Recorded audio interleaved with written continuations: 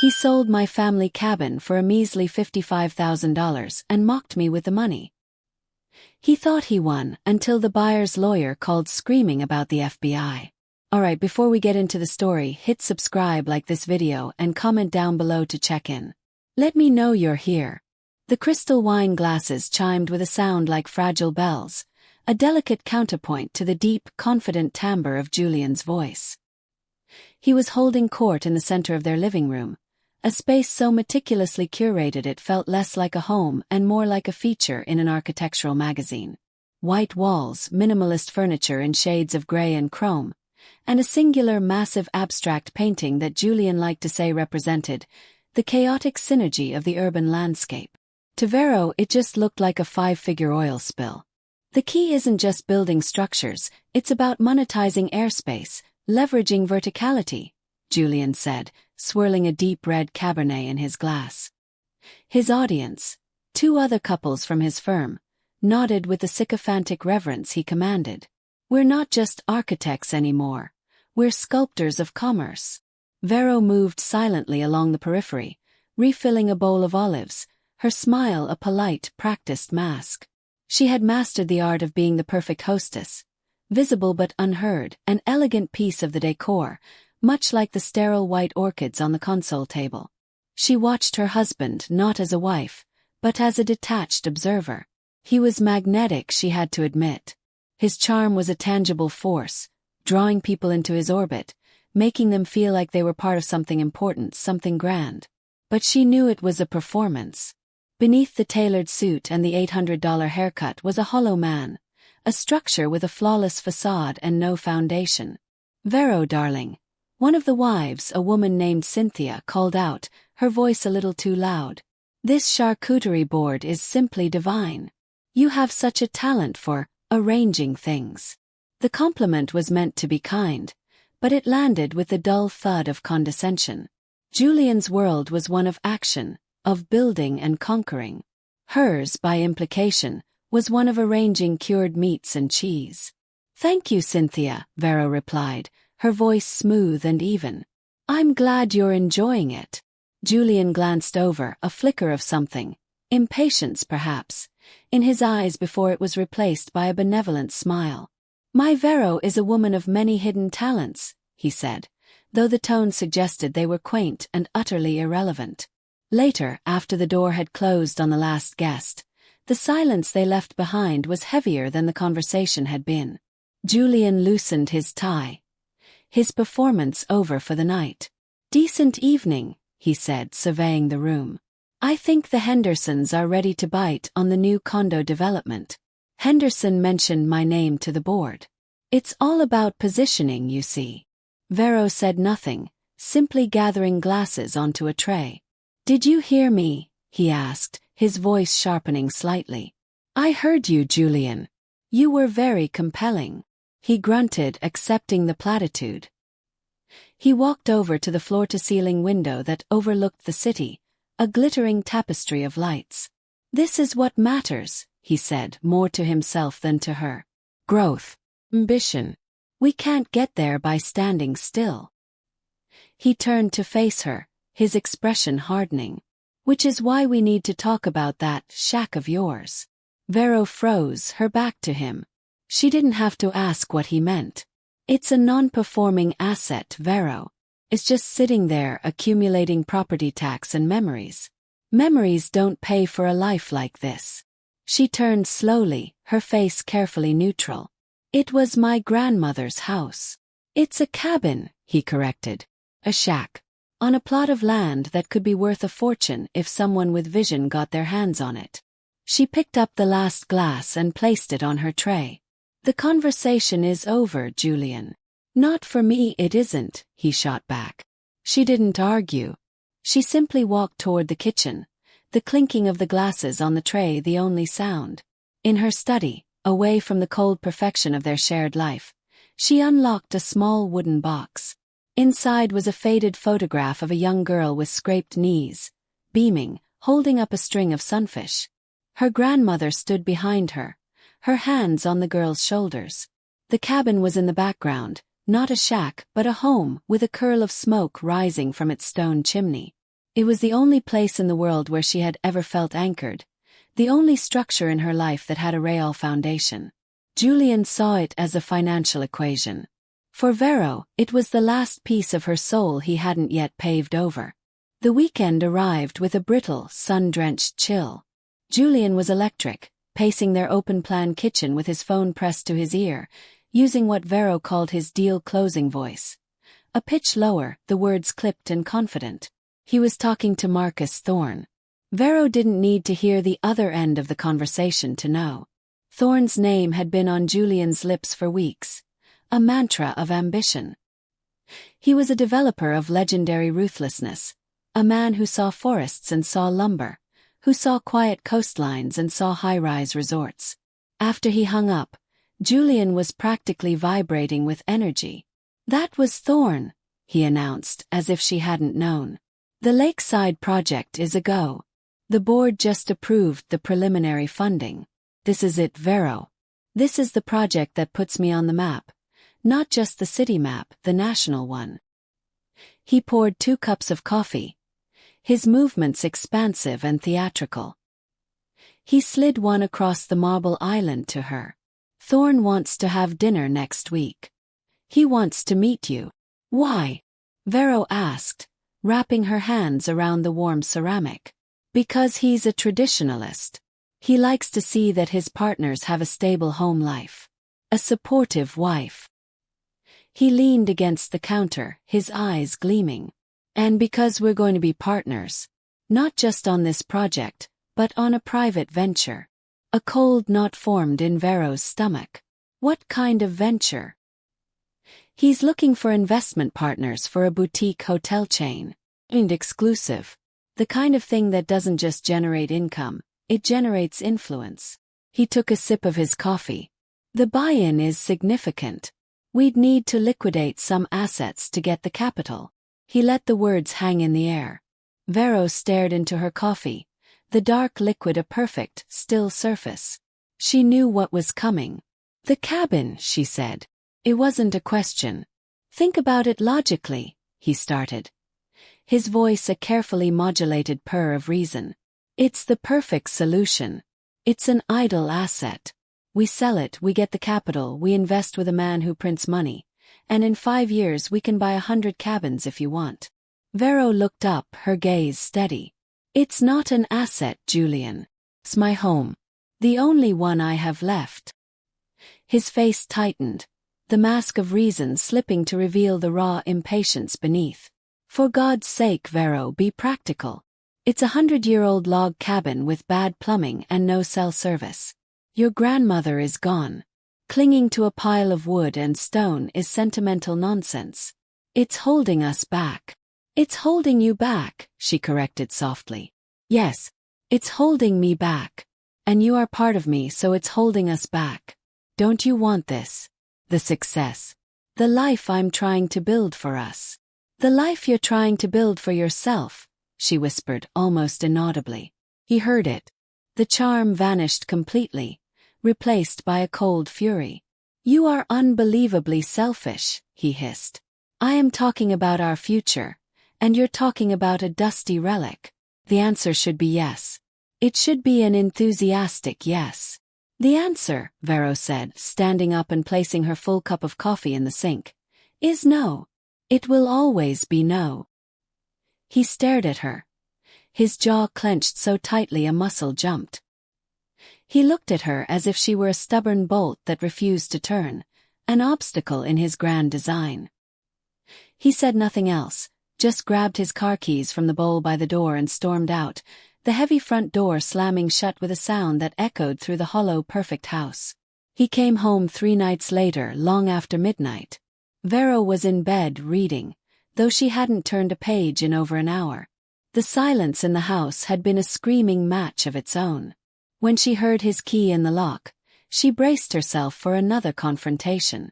Instead, he appeared in the bedroom doorway looking exhausted and contrite.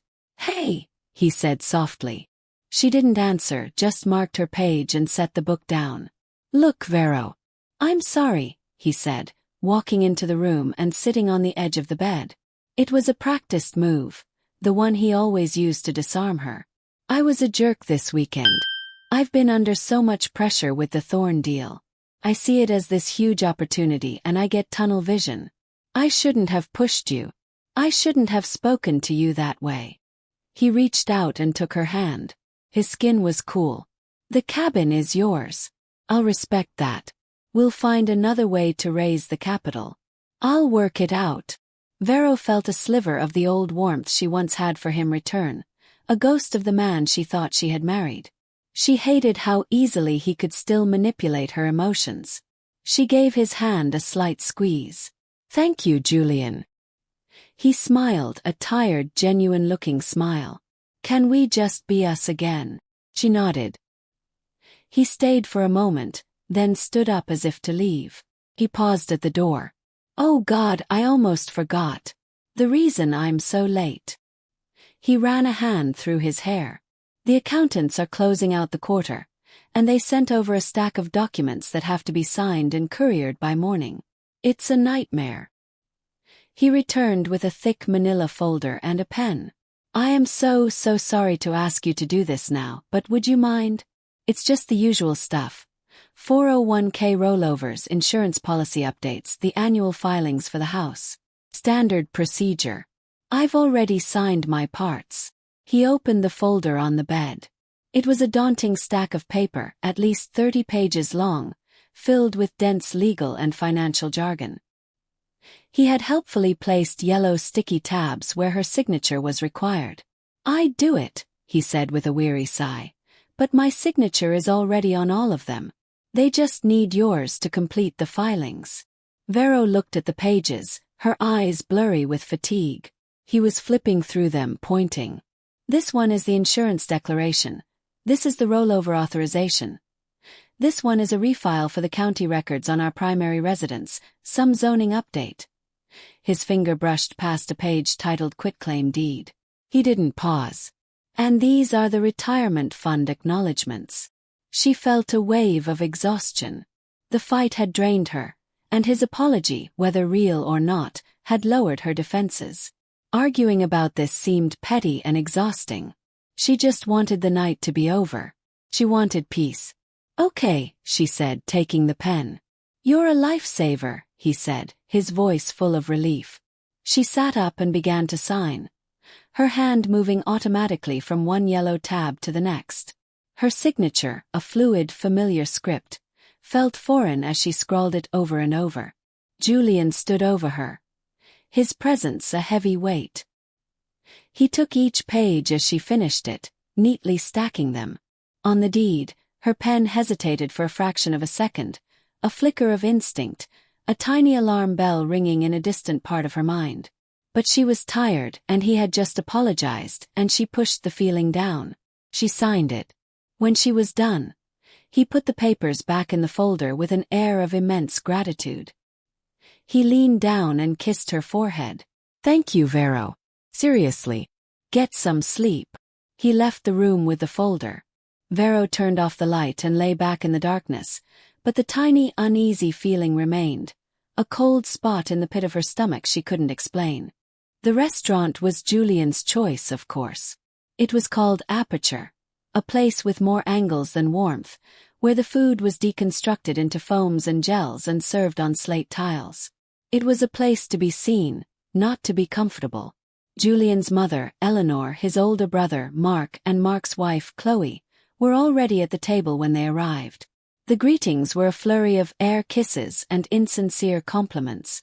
Eleanor, a woman who wore her wealth like armor, appraised Vero's simple black dress with a dismissive glance. How classic of you, dear, she said. The conversation, lubricated by a $40 a glass champagne that Julian ordered without looking at the menu, revolved entirely around Julian. His projects, his ambitions, his recent mention in a local business journal. Mark, who worked in a less glamorous field of finance, watched his younger brother with a mixture of pride and envy. Chloe, meanwhile, watched Vero with undisguised disdain. Vero remained quiet, a polite fixture at the table, pushing a microgreen around her plate. She felt a familiar sense of dissociation, as if she were watching a play about her own life from a great distance. Finally, as the waiter cleared their main course plates, Julian tapped his glass with a fork. He beamed at his family, his face flushed with wine and self-importance. "I have some exciting news for all of you," he began, letting the anticipation build. "As you know, I've been working to secure a major investment opportunity.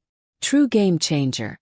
And tonight, I'm pleased to announce that I've secured the necessary capital." He paused, then looked directly at Vero, a cruel, triumphant glint in his eyes. "I sold your little cabin for $55,000. The words landed in the center of the table like a grenade. For a second there was silence. Then, Eleanor clapped her hands together, her diamond bracelets clattering. "Oh, Julian, that's brilliant," she exclaimed. "What a smart business move. Turning that old liability into a real asset." Mark slapped his brother on the back. 55 grand. That developer finally sees sense.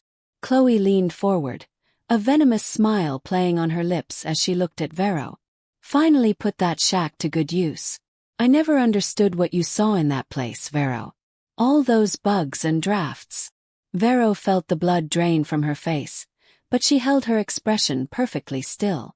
Her heart was a cold, heavy stone in her chest. She could feel all their eyes on her, waiting for the tears, the outburst, the drama. They were feasting on her humiliation. Julian, the ringmaster of her pain, delivered the final blow. He gestured around the opulent dining room, at the half-empty glasses of expensive wine and the remnants of their lavish meal. "The money for this dinner," he said, his voice dripping with condescension, loud enough for the nearby tables to hear. "It's from the cabin sale. At least one meal is covered." The insult was so precise, so public, it took her breath away. He hadn't just sold her past. He was forcing her to ingest it, to swallow her own heritage in the form of overpriced food she didn't want. But Vero did not cry. She did not raise her voice. She slowly lifted her gaze from the table and met his, her eyes clear and frighteningly calm. She held his stare for a long moment, letting the silence stretch. Then she gave a single, almost imperceptible nod. She picked up her glass of water and took a small, deliberate sip. Her complete lack of a reaction was not what they wanted. It unnerved them. Her silence was a wall they could not breach, a quiet power they didn't understand. The ride home was a study in oppressive silence. Julian drove the sleek German sedan too fast, his knuckles white on the steering wheel. He was agitated, robbed of the dramatic climax he had engineered. He had expected a scene, tears, accusations, a satisfying fight he was prepared to win. Vero's placid composure had been a denial of his power. "Nothing to say," he finally bit out as they pulled into their driveway. "I thought you'd be more dramatic. You're always so sensitive about that place." Vero unbuckled her seatbelt. "There's nothing to say, Julian," she said, her voice devoid of emotion. "You did what you wanted to do. You always do." She got out of the car and walked into the house without looking back. He followed her in, slamming the door. "That's it. That's all I get. After all I've done to set up our future, you're just going to give me the silent treatment." "Good night, Julian," she said, walking up the floating staircase. He watched her go, baffled and furious. He had won. He had sold the cabin, secured his investment, and put her in her place in front of his family. So why did he feel like he had lost? Cursing under his breath, he went to his office to pour a whiskey, leaving her alone. Upstairs, Vero closed their bedroom door and leaned against it, her eyes closed. The mask did not crumble. There were no tears. The shock and the pain of the betrayal had been real, a physical blow that had stolen her breath at the restaurant. But beneath it, something else had crystallized. Something hard and cold and resolute. The grief was still there, but it was being rapidly consumed by a glacial rage. She waited. She listened until she heard the low, rumbling snores begin from Julian's office downstairs, where he had inevitably passed out on the leather couch. Only then did she move. She went not to her closet or her vanity, but to a small, unassuming bookshelf in the corner of the room. She pulled out a thick volume on landscape gardening and opened it. It was hollowed out. Inside was not jewelry or old letters, but a sleek burner phone and a small, leather-bound notebook. She walked to the window, the city lights a cold, indifferent audience. She flipped on the phone. It lit up instantly. She dialed a number from memory, a number she had been given months ago. It rang twice. "Hello." A man's voice answered, crisp and professional. "David, it's Vero Croft," she said, her voice a low, steady whisper. There was a pause on the other end. "Vero, I was wondering when you'd call. Did it happen?" "It's done," she said. The confirmation tasted like ash and iron. "He sold it. The trap is set. He even gave me the buyer's name. A developer named Marcus Thorne." She could hear the faint sound of keyboard tapping on the other end. "Thorne. Of course," David said, a grim satisfaction in his tone. "We've been watching him for years. This is the missing piece we needed." His disregard for environmental statutes is legendary, but we've never been able to tie him directly to fraud. The sale price was $55,000, Vero added. A low whistle came through the phone. "That's mail and wire fraud right there. Selling a protected asset across state lines under false pretenses at a criminally low value. He just handed us his entire career on a silver platter." "When?" Vero asked. "Patience," David replied. "Let him break ground. Let him send the bulldozers. The press release on the Croft Landing Wetland Reserve designation goes out Monday morning. The stop work order will be issued by noon. His lawyers won't know what hit them." "Good," Vero said. "You did the right thing, Vero. Your grandmother would be proud. You didn't just save her land. You're going to save the entire basin." Vero looked down at the glittering city, at the world Julian so desperately wanted to conquer. He saw it all as a collection of assets, of things to be bought, sold, and leveraged. He had looked at her soul's sanctuary and seen only a stepping stone. He thought he had taken her last refuge. He had no idea he had just walked into hers. She ended the call. The grief was still there, a deep, resonant ache. But it was no longer the soft sorrow of a victim. It was the cold, clarifying grief of a predator who has just lost its bait to the target. The hunt had begun. Monday morning dawned crisp and offensively bright. Julian was already dressed in a suit sharp enough to cut glass, sipping an espresso at the kitchen island and dictating a memo into his phone. He was a man reborn, energized by the victory of the previous week.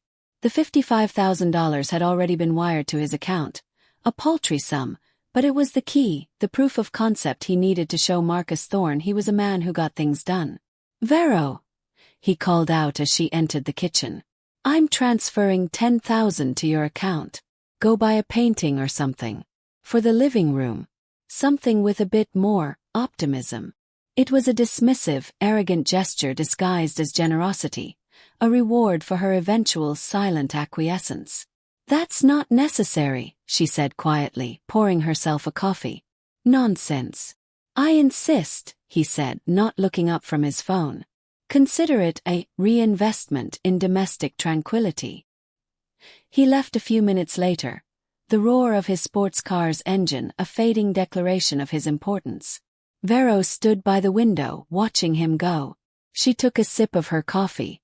The trap, she knew, had a hair trigger. All it required was the slightest pressure. That pressure was applied at precisely 11:45 a.m. Julian was in a meeting, masterfully outlining a zoning variant strategy for a client, when his personal phone, the one reserved for high-priority contacts, buzzed violently on the polished mahogany table. The screen read, "Marcus Thorne." Julian excused himself with a confident smile, stepping into the hallway. "Marcus," he answered, his voice smooth as silk. "Good news, I hope." "Julian." Thorne's voice was a low growl, stripped of all pleasantries. "We have a problem." Julian's smile faltered. "A problem? What sort of?" "I sent a survey crew and a preliminary excavation team to the site this morning. They were met by 2 state vehicles and a man with a badge from the Department of Fish and Wildlife. The entire property is cordoned off with yellow tape. They've been served a stop work order. A cold dread trickled down Julian's spine, but he kept his voice steady. It's a mistake. Small-town bureaucracy. Some local official on a power trip. This didn't feel local, Thorne snarled. They cited a pending state-level environmental review, flagged at the last minute. This is your land, Julian. You assured me it was clean, fully developable, no encumbrances. My timeline is aggressive. I don't pay for delays. Fix it. The line went dead. Julian stood in the hallway, the confident architect suddenly feeling like a fraud. He returned to the meeting, his smile pasted back on, but his mind was racing. A bureaucratic snag. That's all it was. He was Julian Croft. He made calls. He fixed things. That evening, he came home agitated, tossing his briefcase onto a chair with unnecessary force. Vero looked up from her book in the living room, her expression one of mild curiosity. Trouble at work? She asked. He poured himself a large scotch. Just some red tape on the cabin property. Some idiot in the state government flagged it for a review. Can you believe the incompetence? Vero's brow furrowed in a perfect pantomime of concern. Oh no. Is that serious? Will Mr. Thorne be angry? Thorne is always angry, Julian snapped. It's his baseline. Don't worry about it. I'll make a few calls tomorrow, grease the right palms. It's the cost of doing business. It will be handled. He took a long swallow of his drink, but the confident pronouncement felt hollow, even to him. Vero watched him, her gaze unwavering. She had planted the first seed of doubt, and she could already see it starting to take root. 2 days passed. The few calls Julian intended to make had multiplied into a dozen, then 2 dozen. Each one was a dead end. He started at the county planning office, where a clerk stonewalled him, citing privacy regulations. He escalated to the state level, leaving messages for deputies and department heads that went unreturned. He was passed from one agency to another, from land management to environmental quality to a regional board he'd never even heard of. It was like navigating a maze of mirrors. Everyone was polite, professional, and utterly unhelpful. His confidence began to curdle into a raw, frantic frustration. He wasn't used to being ignored. His name, which usually opened doors, was now met with a wall of bureaucratic indifference. He came home late on Wednesday, his face pale and drawn. He had spent the day in his office with the door closed, his assistant fielding increasingly irate calls from Marcus Thorne's office. He found Vero in the kitchen, preparing a simple salad for dinner. "Anything?" she asked softly, her voice full of gentle concern. The question, however innocent, made him snap. He slammed his hand down on the marble countertop, making the knife in her hand jump. "Nothing," he roared. "It's a complete stonewall. No one knows anything, or they're pretending not to. Makes no sense. A pristine title, a clean deed. And suddenly it's wrapped up in a review that no one will even give me the file number for." He began to pace, his movements jerky and agitated. "This is because of you, you know," he snarled, pointing a trembling finger at her. "All your negativity, your bad energy about this sale. It's like you put a curse on it." Vero flinched, her eyes wide with what looked like genuine hurt. She put the knife down carefully. "Julian, how can you say that?" Her voice was a wounded whisper. "I'm worried too. I'm worried for you." She walked toward him, her hands clasped in front of her. "I know how much this partnership with Mr. Thorne means to you. What happens if he gets tired of waiting? What if he pulls out of the deal? What will that do to your reputation? To your career?" She had framed her concern perfectly, wrapping it around his deepest insecurities. His ambition, his reputation, his fear of failure. She wasn't attacking him, she was worried for him. She was on his side. The accusation died on his lips, replaced by a wave of self-pity. He sank onto one of the bar stools, his head in his hands. "I don't know," he mumbled, his anger deflating into despair. "Thorn is losing his patience. He called me a cowboy today." "Me." Vero placed a gentle hand on his back. "You'll figure it out, Julian," she said, her voice a soothing balm on his savaged ego. "You always do." He didn't see the look in her eyes as she stared past him, a look of cold, clinical satisfaction. He was so busy looking for enemies outside. He never once thought to check who was standing right behind him. By Friday, the situation had escalated from frustrating to critical. Julian was at his office, staring blankly at a complex blueprint on his screen, the elegant lines and angles blurring into an incomprehensible mess. He hadn't slept in 2 days. Thorn had given him an ultimatum: fix the issue by the end of the day, or the deal was off, and Thorn would make it his personal mission to ruin Julian's career for misrepresenting an asset. Julian was trying to project an aura of calm, but inside, a high-pitched scream of panic was building. His phone rang and he flinched, expecting it to be Thorn. The caller ID read, "Arthur Glass, Thorn's lawyer." Julian's hand trembled as he answered. "Arthur, I was just about to call you. I'm making progress." "Julian, what the hell did you do?" The voice was not the measured, silky tone of a corporate lawyer. It was a raw, terrified shriek. Glass was screaming so loudly that Julian had to pull the phone away from his ear. "Arthur, what's wrong? What's wrong?" Glass shrieked again, his voice cracking. "I'll tell you what's wrong. Why are the authorities at our office, Julian?" Julian's blood ran cold. "Authorities? What authorities?" "Federal agents. That's what authorities. The EPA and the FBI. They're swarming our entire floor. They have a warrant, a federal warrant with your name, my client's name, and the property address all over it. They're seizing servers, boxing up files, taking everything related to the land you sold US. Do you understand me? Federal." The word hit Julian like a physical blow. This wasn't a zoning mix-up. This wasn't red tape. This was a criminal investigation.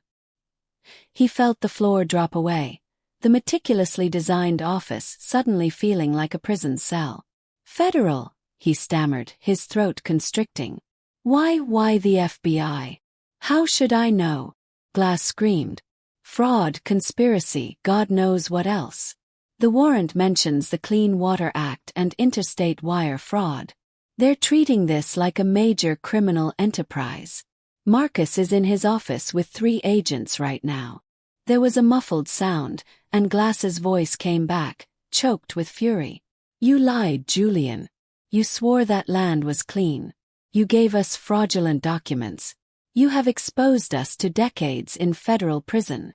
The room started to spin. Julian gripped his desk for support. "You'd better have a damn good explanation," Glass hissed, his voice dropping to a venomous whisper. "My client is displeased. And you do not want Marcus Thorn to be displeased. Get a lawyer, Julian. Criminal lawyer. Now." The line went dead. Julian stood in the ringing silence, the phone still pressed to his ear. He slowly lowered it, his hand shaking uncontrollably. He stared at his own reflection in the dark screen of his monitor, the face of a terrified stranger. The game was over. He had no idea what the rules were, but he knew with sickening certainty that he had just been checkmated. The fallout was immediate and catastrophic. News of a federal raid on a titan like Thorn development ripped through the city's financial and legal circles like a shockwave. It wasn't public knowledge yet, not on the evening news, but in the exclusive world Julian inhabited, it was the only thing anyone was talking about. Julian drove home in a daze, the screaming of Thorn's lawyer still echoing in his head. He stumbled into the house, looking like a ghost. Vero was there, and she simply looked at him, her expression unreadable. Before he could even speak, his phone rang. It was his brother, Mark. "Julian, what's going on?" Mark's voice wasn't proud or supportive. It was thin and reedy with fear. I just got off the phone with Steve at Morgan Stanley. He said Thorne's entire office was raided by the FBI this afternoon. He said your name was on the warrant. Julian, tell me this is a joke. Tell me this is some kind of horrible mistake. Julian sank onto the edge of the sofa. It's a misunderstanding, he croaked, the lie tasting like acid. A zoning mix-up that's been blown out of proportion. A zoning mix-up doesn't involve the FBI, Julian. Mark's voice rose to a panicked squeak. My God, what did you do? The dinner. You said you sold Vero's cabin. Is this about that? Oh God. Dad's name is on some of your investment accounts as a cosigner. Is he exposed? Am I exposed? Our family name.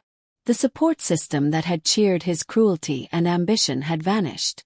In its place was a frantic scramble for self-preservation. They weren't worried about him. They were worried about themselves.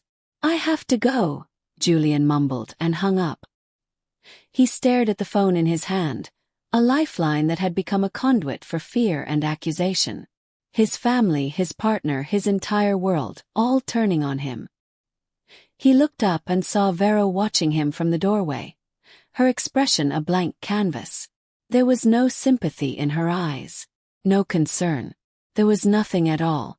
And that was the most terrifying thing of all. He was completely, utterly alone. The next morning, while Julian was frantically calling every high-priced criminal defense attorney in the city, only to be quoted retainers that made him physically ill, Vero left the house. She wasn't dressed in her usual understated casual wear. She wore a sharply tailored navy blue blazer. Her hair was pulled back in a severe, elegant knot, and she carried a heavy leather briefcase.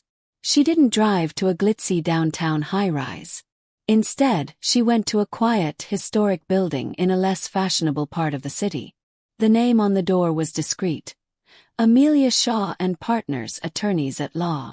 Amelia Shaw was a woman in her 50s with intelligent eyes and a reputation for being a brilliant, tenacious litigator who specialized in fighting for the wronged.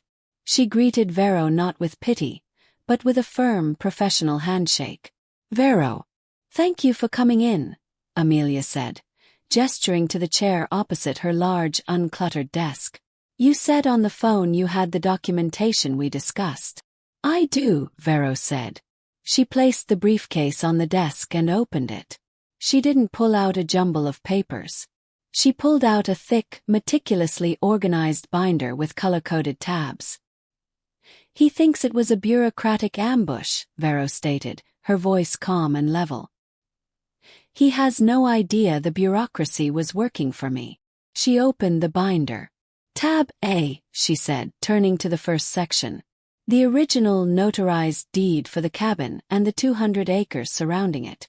Inherited from my grandmother, free and clear, in my name only. Proof of sole and legal ownership. She flipped the page. Tab B. The quitclaim deed he used to sell the property. And alongside it, she slid out a slim report. A full analysis from a forensic document examiner I hired 2 months ago. It concludes my signature is a highly skilled but demonstrable forgery, indicated by microscopic inconsistencies in pressure and pen lift. He was so arrogant he thought I'd never check. Amelia's eyebrows rose. This alone is enough to void the sale and press charges. It gets better, Vero said, a cold fire in her eyes. She turned to the final, thickest section of the binder. Tab C. It was a mountain of correspondence. There were geological surveys, water table analyses, and detailed reports from a botanist, all secretly commissioned and paid for by Vero over the last 8 months from a private account her grandmother had left her. There were copies of petitions she had filed. And at the very front, on official letterhead, was a document from the United States Department of the Interior. This is the final designation, signed and dated, Vero said, her finger tapping the page. It officially declares the property and the surrounding basin as the Croft Landing Federal Wetland Reserve, a protected habitat for Cypripedium macaw, a rare lady slipper orchid that my grandmother taught me how to find. The designation, which makes any development on the land a federal crime, was approved and entered into the Federal Register 10 days ago. Pause. 1 week before he had me sign that stack of papers. Amelia Shaw leaned back in her chair, momentarily speechless. She looked from the mountain of evidence to the calm, composed woman sitting before her. This was not a victim seeking help. This was a general laying out her battle plans. "My God, Vero," Amelia said softly. "You didn't just stumble into this. You built the entire trap." Vero closed the binder with a soft, final click. She met her lawyer's gaze, her expression as hard and beautiful as glacial ice. "He built it," she corrected. "I just supplied the materials and let him hang himself. I want the fraudulent sale voided. I want my property back. And I want a divorce." She leaned forward slightly. "And I want to make sure that when he falls, he brings down every single person who cheered for him." The story broke on a Tuesday, not on the evening news, but on the homepage of the Wall Street Journal's digital edition, which was infinitely worse. The headline was a masterpiece of journalistic annihilation. Prominent architect Julian Croft, developer Marcus Thorne at Center of Federal Land Fraud Investigation. The article was brutal in its precision. It detailed the FBI and EPA raid on Thorne Development, the ongoing investigation into wire fraud and conspiracy, and the suspension of all activity on a recently acquired 200-acre parcel of land. But it was the final 2 paragraphs that served as Julian's professional obituary. They detailed the land's recent quiet designation as a federally protected wetland, a critical habitat for a rare orchid species. And then the killing blow. The article stated that public records showed the land was purchased by Thorne's subsidiary from Julian Croft for the bafflingly low sum of $55,000. In the cutthroat world of high-stakes development and finance, being a criminal was a risk. Being a fool was a death sentence. The article painted Julian as both.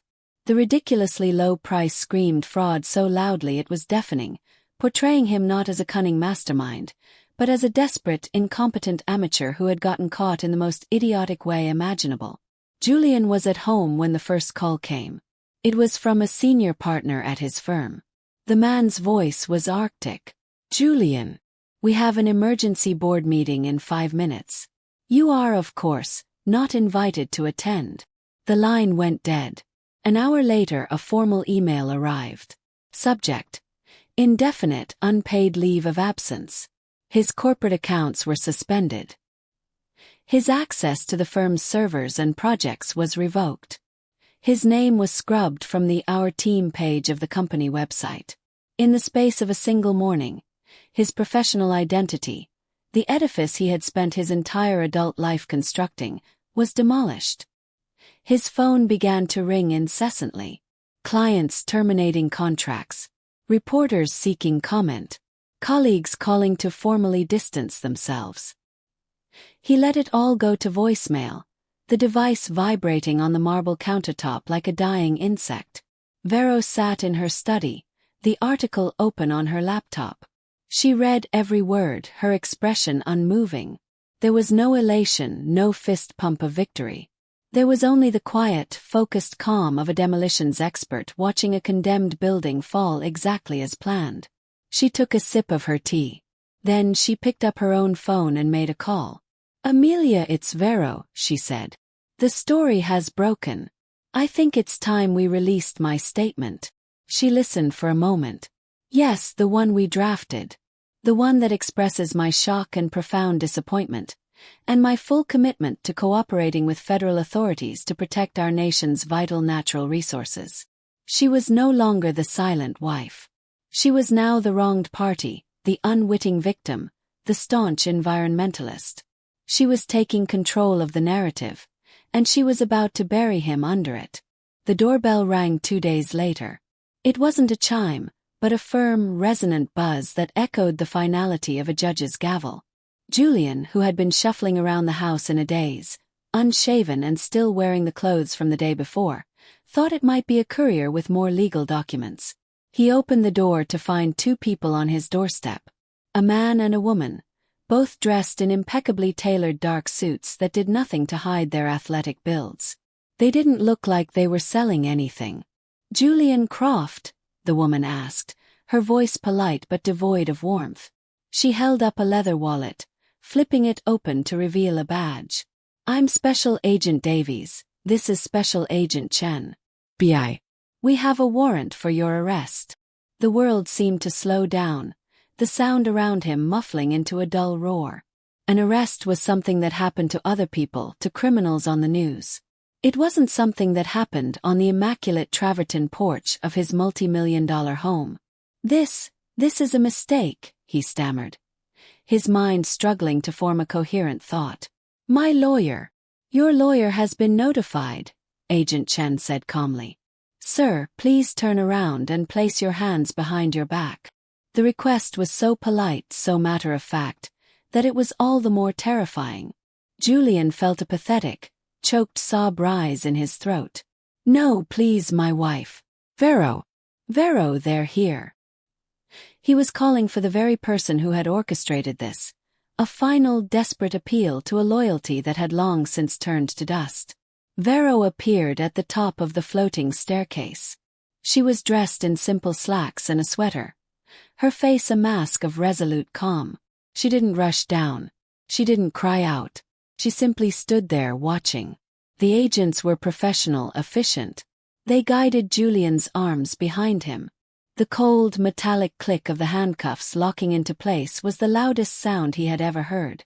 As Agent Davies read him his Miranda rights, Julian's eyes were fixed on Vero. He searched her face for any flicker of doubt, any hint of pity or lingering affection. He found none. As the agents led him out the door, a handcuffed, shuffling wreck of the man he once was, their eyes met one last time. In her gaze, he didn't see the woman he had married. He saw a stranger, a judge who had passed her sentence in absolute silence. And he finally understood that his ruin was not an accident. It was a verdict. The phone call came on a Sunday afternoon. It was Eleanor, Julian's mother.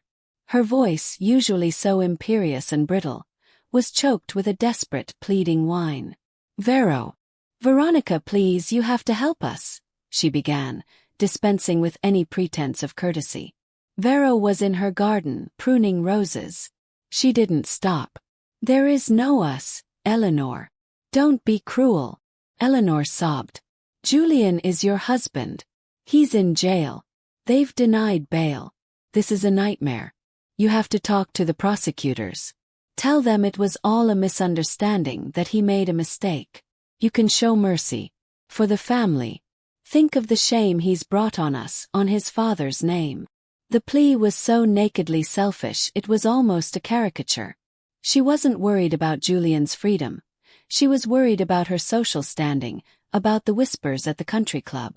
Vero snipped a withered rose from its stem and let it fall to the ground. She finally broke her long silence. Her voice was not angry. It was preternaturally calm, each word a perfectly polished stone of contempt. I remember the family dinner, Eleanor, she said quietly. I remember it perfectly. I remember you cheering. You clapped your hands and called my husband's theft of my inheritance a brilliant business move. I remember Chloe calling my grandmother's home a shack. I remember Mark slapping Julian on the back as if he'd just won a trophy. Eleanor was silent on the other end of the line, stunned by the cold recitation. You all sat there, Vero continued, her voice unwavering, feasting on my pain. You didn't care about family or mercy then. You only cared about money and status and the thrill of watching me be put in my place. You toasted his crime with $40 champagne. She paused, letting the weight of her words sink in. So no, Eleanor. I will not help you. You celebrated his crime. Now you can all share in his consequence. She took a deep breath. Do not ever contact me again. She ended the call. She looked at the dead rose on the ground, then continued her pruning. She was weeding out every last diseased part of her life, and she was nearly done. The visiting room at the Federal Detention Center was a study in gray despair. Gray walls, gray floor, a thick pane of smeary plexiglass separating the inmates from the outside world. Julian sat slumped on a gray stool, a hollowed-out man in a baggy orange jumpsuit. The designer clothes, the confident posture, the charming smirk. All of it was gone, stripped away, leaving behind something weak and pathetic. When Vero walked in and sat down opposite him, she looked like she was from another universe. She was poised, elegant, her navy blue blazer a stark contrast to his drab uniform. She radiated a power he now understood he had never possessed.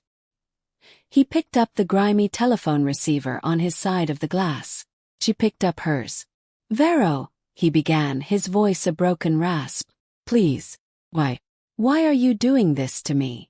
She didn't answer him right away. She simply looked at him, her gaze level and dispassionate.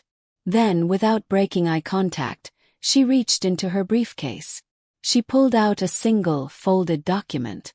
She slid it through the narrow slot at the bottom of the partition. It was a divorce petition. He stared at it, then back at her, his eyes filling with tears of disbelief. "No. You asked me why," she said, her voice coming through the receiver, tinny and remote.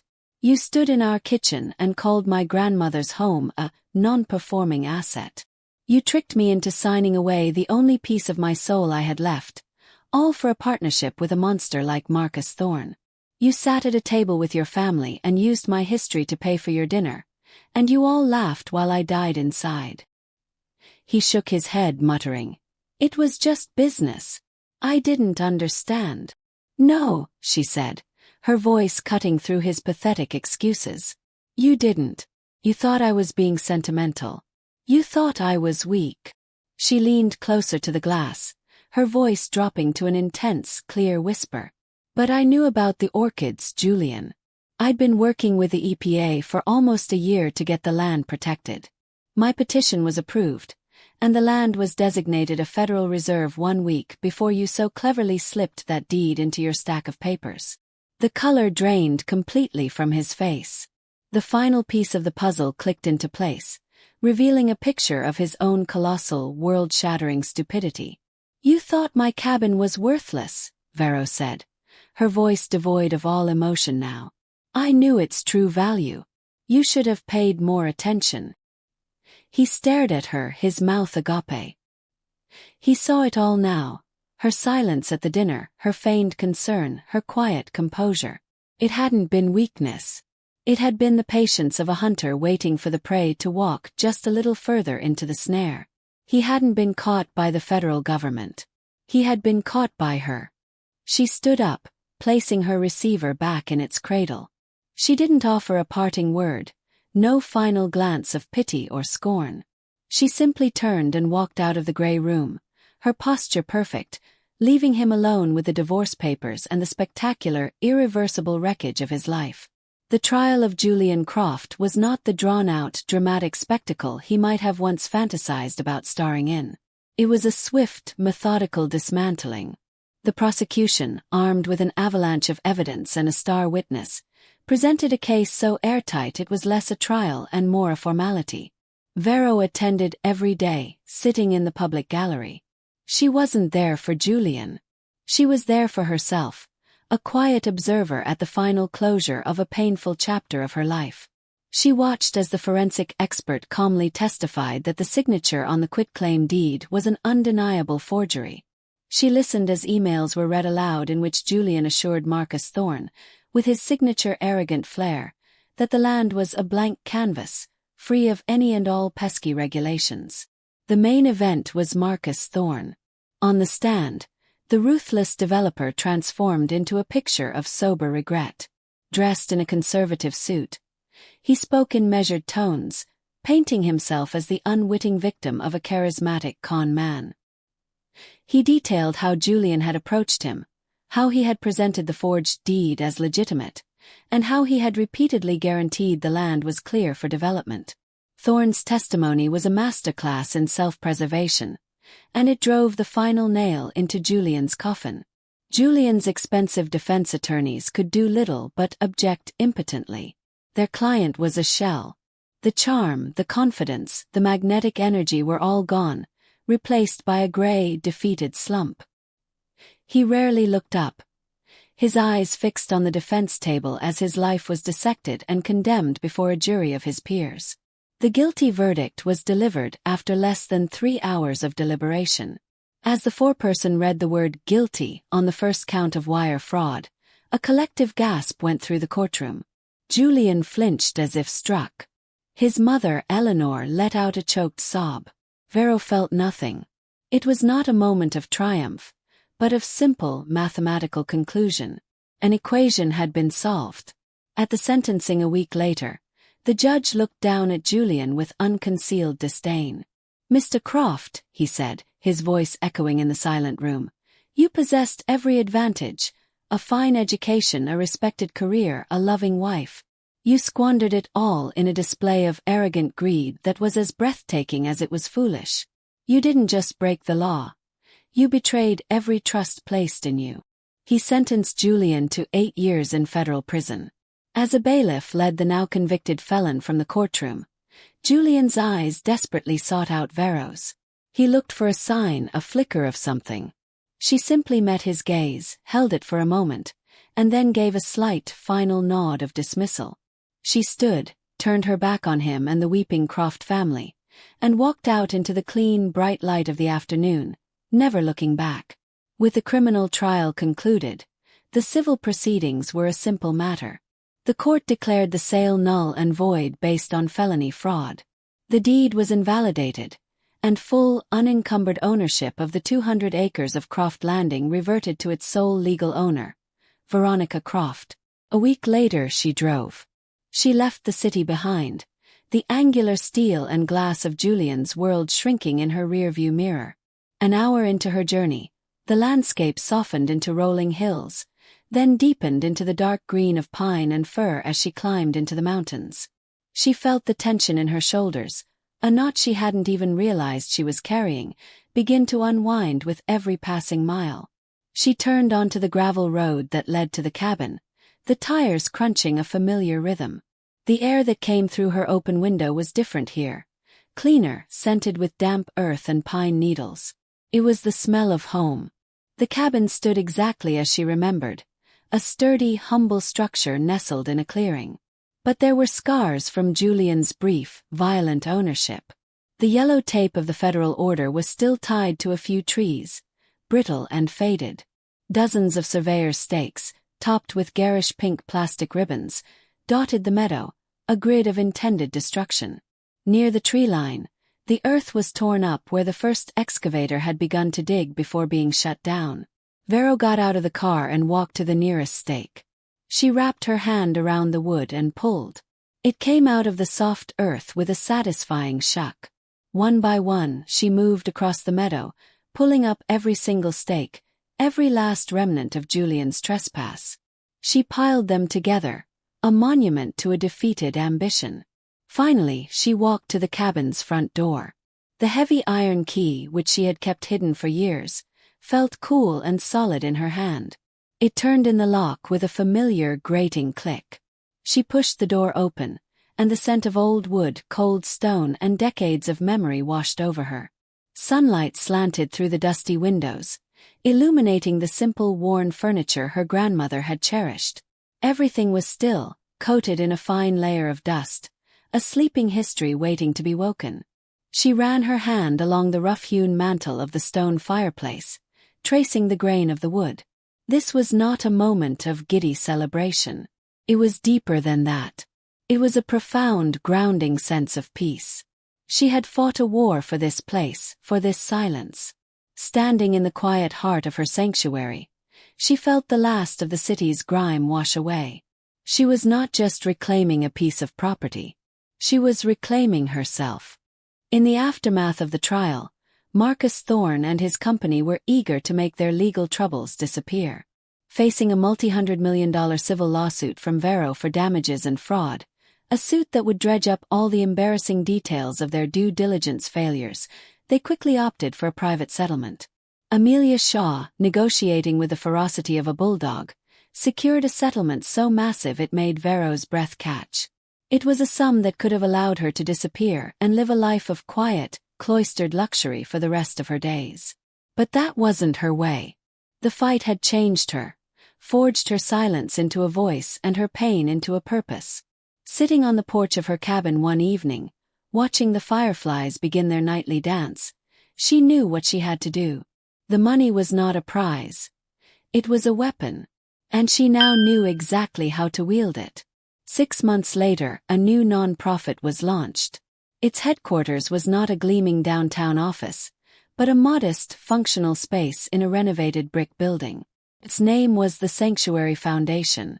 Its mission was simple and direct: to provide legal funding, strategic support, and environmental expertise to individuals and small community groups fighting to protect vulnerable lands from predatory developers and corporate overreach.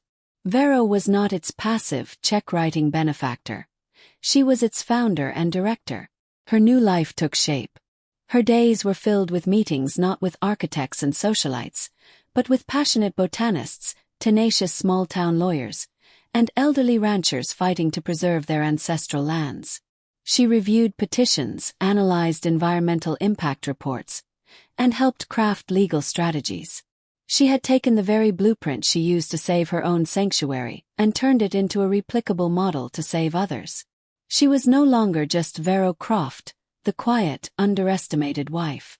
She was the head of a foundation that was quickly becoming a developer's worst nightmare. She had found her voice, not in shouting, but in quiet, relentless, and well-funded action. It was a Saturday morning at a bustling urban farmers' market nearly a year after the sentencing. Vero was inspecting a bundle of heirloom carrots when a familiar figure caught her eye. It was Chloe, her former sister-in-law, looking flustered and haggard as she tried to manage a rebellious toddler and a bag of groceries. The change was startling.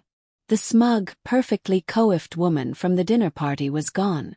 Chloe's designer clothes were rumpled, her face was etched with a permanent worry, and the aura of effortless superiority had been replaced by a skittish, anxious energy. The Croft family's fall from grace had been as swift as it was public.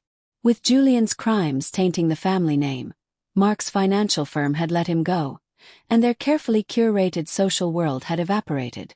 Chloe saw Vero at the same moment. A flash of panic crossed her face. Her eyes widened, and she physically recoiled, pulling her child closer as if to shield her. She tried to turn, to disappear into the crowd, to become invisible. In that moment, Vero felt the last lingering embers of her anger finally turn to cool ash. She could have walked over. She could have delivered a final, cutting remark. She could have enjoyed the fear in Chloe's eyes. Instead, she did nothing of the sort. She simply met Chloe's terrified gaze, held it for a beat, and gave a calm, neutral, almost imperceptible nod. Then she turned back to the carrots, paid the farmer, and continued with her day. The simple, dismissive gesture was more devastating than any insult could ever have been. It was a declaration. Said, "You are not my enemy. You are not my concern. You are nothing to me." It was the final, quiet confirmation of a complete and total victory. Chloe and the world she represented no longer had any power over her. They didn't even warrant her attention. Autumn arrived at the cabin, painting the surrounding forest in fiery shades of crimson and gold. The air was crisp and clean, carrying the scent of wood smoke and decaying leaves. A year had passed since Julian's world had ended and hers had truly begun. Vero sat on the worn rocking chair on her front porch. A steaming mug of tea sat on the railing beside her, and a laptop rested on her knees. On the screen was a grant proposal from the Sanctuary Foundation's latest case. A group of fishermen in coastal Maine fighting a resort developer who was trying to seize their public access coastline. She smiled faintly as she read their passionate, defiant letters. She knew their fight. She understood their resolve. Her life was quiet now, but it was not empty. It was full of purpose, of meaningful work, of the deep, resonant silence of the woods. She sometimes thought of Julian, not with hatred, but with a kind of clinical pity. He had spent his whole life chasing a hollow vision of success, building structures on foundations of sand, never understanding that true strength came from what was real, what was rooted, what was loved. She looked up from her screen, out at the vast, protected wilderness that stretched before her. Her forest. It was a living monument to her grandmother's wisdom and her own resilience. She had learned that a sanctuary wasn't just a place of retreat, but a source of power. It was the ground you stood on when you decided to fight back. Closing the laptop, she leaned her head back against the old wood of the chair. The late afternoon sun warmed her face. She took a deep breath, inhaling the scent of her victory, her freedom, her home. She had been forged in the fire of betrayal and had emerged not burned, but tempered, stronger and more whole than ever before. Here, in the quiet heart of her sanctuary, she was finally completely at peace. And that's the story of how one man's arrogance led him straight into a trap he never saw coming. But I have to ask you, was it cold-hearted revenge or perfectly served justice? Let me know in the comments. Type justice if he got exactly what he deserved, or type revenge if you think she went too far. I'm curious to see what you all think.